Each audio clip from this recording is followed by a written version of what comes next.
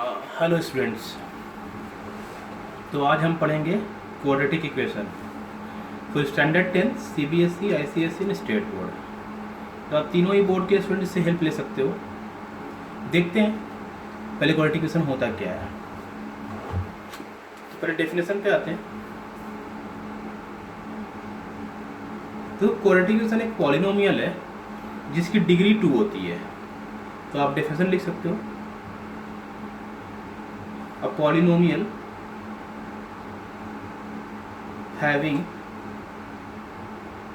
degree 2 is called a quadratic equation। मैं quadratic equation को in short Q E लिखा करूँगा। तो एग्जांपल देख लेते हैं। 2x² minus 3x plus 5 equal to 0। या आप कुछ भी ले लो, half x square plus 2x minus 10 equal to 0। या आपने ले लिया √2x²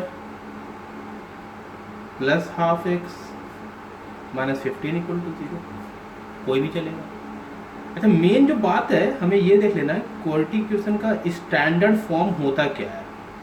अगर हमें वो समझ आ गया तो हमें स्टैंडर्ड फॉर्म लिखने में और ये एग्जाम्पल सीखने में बड़ी आसानी हो जाएगी। कैसे? तो क्वाड्रेटिक इक्वेशन का स्टैंडर्ड फॉर्म होता है x² plus bx plus c equal to 0। या मैं ऐसे बोल दूँ x² plus c equal to 0 where a is not equal to 0। अब आप इनको इससे कंपेयर करते हो ऊपर वाले से। देखो a की वैल्यू 2 है, b की वैल्यू -3 है एंड c की वैल्यू 5 है। सेकंड में a की वैल्यू हाफ है, b की वैल्यू 2 है, c की वैल्यू -10 है। तो ये बाद में आता भी है कि a b c लिख दो कुछ छोटे छोटे क्वेश्चंस में। तो आप मैं उस तरह से a b c लिख लेता हूँ। पहले में क्या हो सकता है अपना, फर्स्ट में 2 -3 एंड c की वैल्यू 5 है। सेकेंड वाले में a हाफ है, b 2 है, c -10 है एंड थर्ड में a √2 है, b हाफ है, c -15 है। आगे बढ़ते हैं, देखते हैं किसमें हमें इनिशियली किस तरह के क्वेश्चंस आ सकते हैं। तो क्वेश्चन आता है कि आपको एक रीअरेंज करना रहेगा स्टैंडर्ड फॉर्म में। मतलब कुछ भी दिया रहेगा, जैसे 2 - 3x plus 5x² equal to 0, कहेगा right it in standard form. तो आप इसको स्टैंडर्ड फॉर्म में कैसे लिखोगे? x² वाला पार्ट सबसे पहले आना चाहिए, देखो फिर x वाला पार्ट आना चाहिए और फिर कांस्टेंट आना चाहिए। यहाँ 2 का साइन कुछ तो पॉजिटिव था ना, तो हमें पॉजिटिव लेना पड़ेगा। तो इसका स्टैंडर्ड फॉर्म हो गया। आप और कुछ एग्जांपल अगर देखना चाहते हो तो ऐसे हो सकता है कि मेरे पास आ गया x - 2 इक्वल्स 10x²। तो अगर मैं इसे स्टैंडर्ड फॉर्म में लिखने जाऊँगा तो 10x² - x plus 2 equal to 0। Correct. चलो हम थोड़ा आगे और बढ़ते हैं। अच्छा, अगर आप NCERT खोलते हो और एक्सरसाइज पे आते हो तो वहाँ पे कुछ क्वेश्चंस दिए हैं और कहेगा कि पहले इनको स्टैंडर्ड फॉर्म में लिखो। इट मे बी पॉसिबल कि सी बुक्स में वो ये कह दे कि ABC की वैल्यू फाइंड करो। जैसे x - 1 x plus 2 equal to x - 3 the whole square. हमें बताना है सबसे पहले कि ये क्वाड्रेटिक इक्वेशन है कि नहीं है, और अगर है तो उसे स्टैंडर्ड फॉर्म में लिखना है अपने को। देखते हैं। आपको ना उसके लिए इसको खोलना पड़ेगा, ब्रैकेट ओपन करो। तो मुझे मालूम पता होना चाहिए कि आपको मल्टीप्लिकेशन तो एटलीस्ट आता है। इक्वल टू में a - b the whole square है। क्या आप इसको खोल लोगे? a² -2ab plus b²। मैं यहाँ लिख सकता हूँ x² plus 2x minus x minus 2 equal to मेरा क्या है? x² - 6x प्लस 3² 9 होता है। अच्छा, बहुत ध्यान से देखोगे तो ये और ये दोनों कैंसिल हो रहा है, इक्वल टू में ना कट हो जाता है। तो 2x - x x आ गया -2 इक्वल्स -6x प्लस 9। मैं 6x को इधर लेकर आता हूँ तो x plus 6x -2 - 9 equal to 0। अगर मैं इसे थोड़ा और सॉल्व करूंगा तो 7x माइनस 11 इक्वल टू 0। अब देखना है हमें कि क्वाड्रेटिक इक्वेशन है कि नहीं है। तो आप देख सकते हो कि इसमें एक्स स्क्वायर वाला पार्ट ही नहीं है कहीं पे, और हमने स्टैंडर्ड फॉर्म में ये पढ़ा है कि ए कभी 0 नहीं होना चाहिए। इसका साफ मतलब है कि ये क्वाड्रेटिक इक्वेशन नहीं है, तो इसके सॉल्यूशन का भी कोई सवाल नहीं उठता। ठीक है, एक क्वेश्चन और लेता हूँ मैं सिमिलर टाइप का।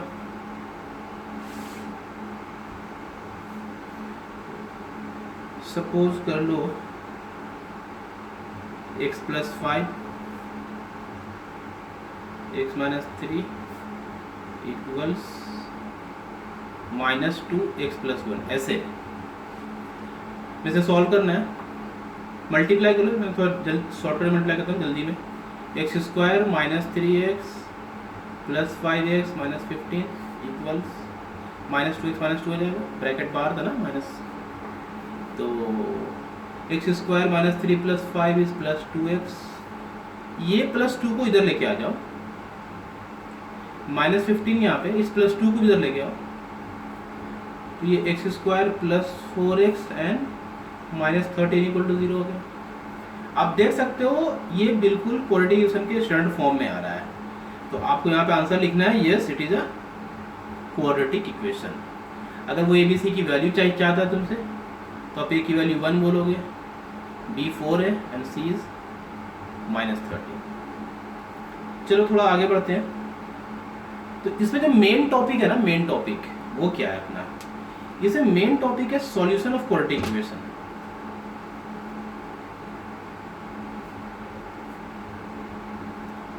और इसके ना 3 तरीके होते हैं, मैं तीनों लेता हूँ एक एक करके। जैसे फर्स्ट वन जो है, आप लोग बोलते हैं फैक्टराइजेशन मेथड।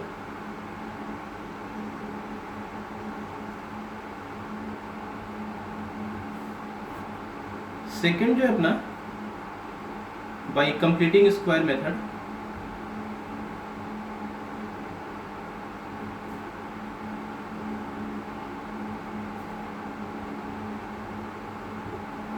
और जो थर्ड पार्ट है अपना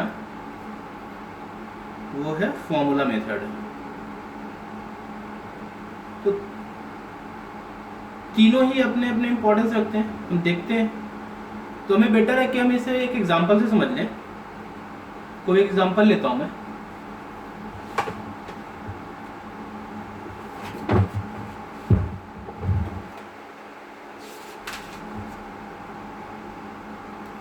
जैसे मेरे पास एक क्वेश्चन है 8x square minus 22x minus 21 equal to 0, और हमें इसे फाइंड करना है यूजिंग फैक्टराइजेशन मेथड। क्योंकि पहला हम क्या पढ़ने वाले हैं, फर्स्ट में हम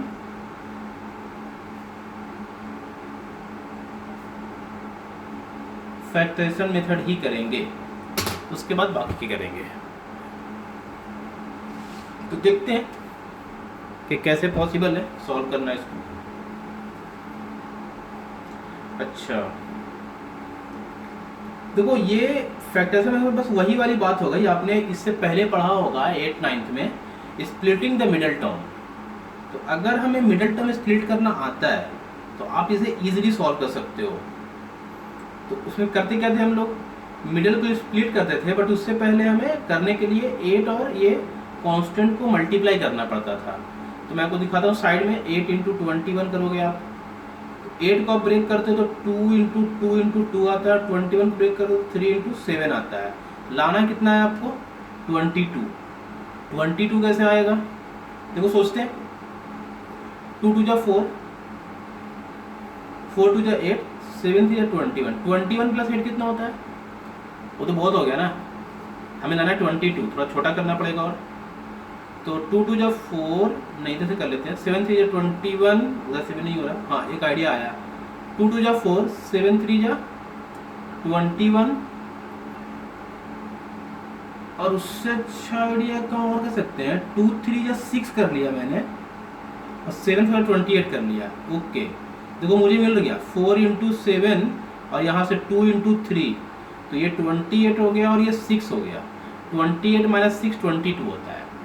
बट अब बहुत ध्यान से देखोगे तो यहाँ पे 22 का साइन नेगेटिव है, तो नेगेटिव होने का मतलब है कि आपको बस यहाँ पे ये नेगेटिव और ये पॉजिटिव चाहिए, करेक्ट। अगर ये बात समझ तो काम खत्म हो गया आपका। तो मैं लिख लेता हूँ 8x²। अच्छा, ये जो -28 है ये आप दोनों में से किसी भी साइड लिख सकते हो, ये आपकी मर्जी है। तो मैंने ऐसे किया -28x + 6x -21 = 0।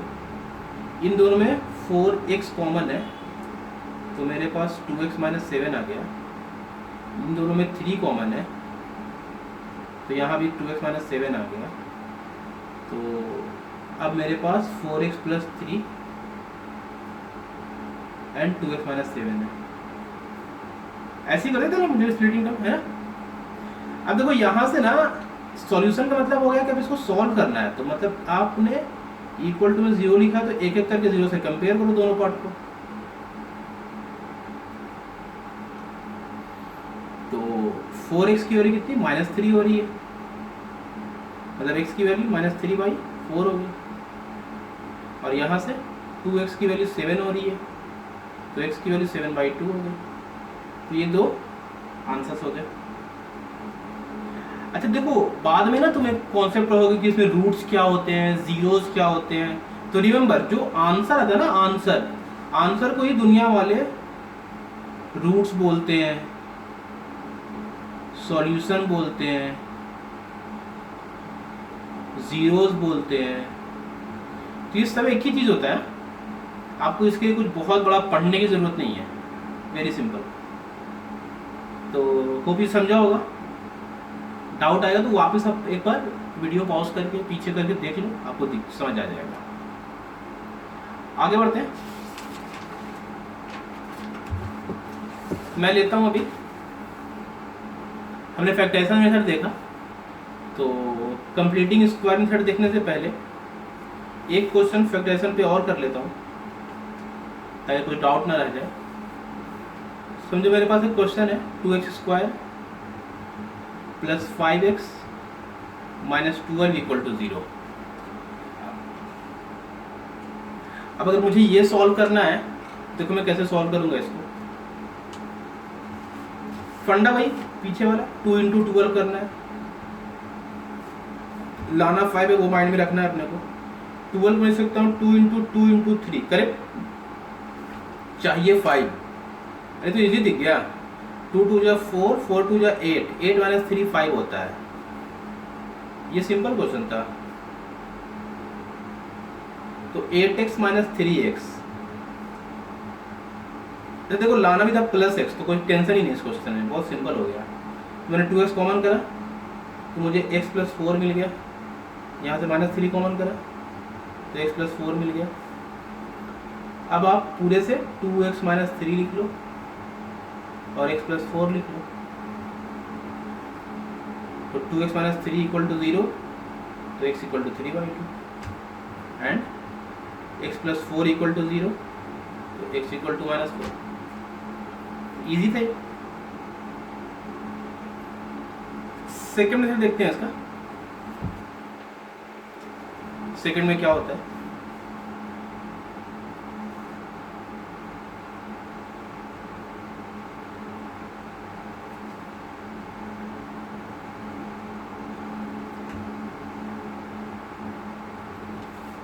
Completing square method. अच्छा, आप नोट करने के लिए ना ऐसा पेन कॉपी लेके बैठना और नोट करते चलना बीच बीच में, वीडियो पॉज करके, तो ही आपका कॉन्सेप्ट प्रॉपर क्लियर हो पाएगा। वरना आप सिर्फ वीडियो देखोगे तो आपका कॉन्सेप्ट समझ में नहीं आएगा अच्छे से। चलो कंप्लीटिंग स्क्वायर मेथड में आते हैं। इसमें क्या करना होता है, देखो मैं ऊपर का ही एक क्वेश्चन ले लेता हूँ या एक अलग क्वेश्चन लेके इसको सॉल्व करूंगा। अच्छा, आपको पता होगा आपने a - b² और a+b² फॉर्मूले पढ़े होंगे।